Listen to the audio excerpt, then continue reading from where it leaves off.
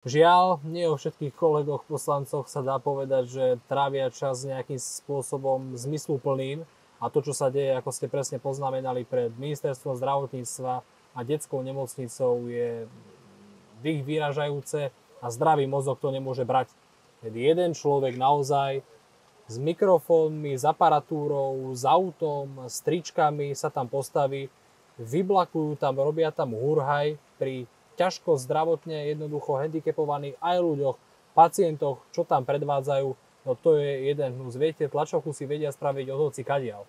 Len ten diabol je naozaj skrytý v maličkostiach a toto sú presne oni. Obyčajné cirkusy a la štýl Matovič a podobne, to je jediné, čo oni vedia. Ja ich nebudem nazývať ani hnutie Slovensko, pretože pre mňa je to stále Olano a tejto nálepky sa oni nezbavia a kritizujem, aj budem kritizovať to, že taký pán Krajčí, ktorý keď mohol pre to zdravotníctvo niečo urobiť, neurobil nič, plakal na koaličných radách, plakal pred tlačovkou, plakal po tlačovke a to zdravotníctvo doviedol do absolútneho rozkladu. Ja nehovorím, áno, kto robí, robí aj chyby. Ja sa teraz nebudem hádzať za guľku za všetky rozhodnutia tejto vlády alebo ministra Šaška. Ale nemajú morálne právo ani žiadne iné.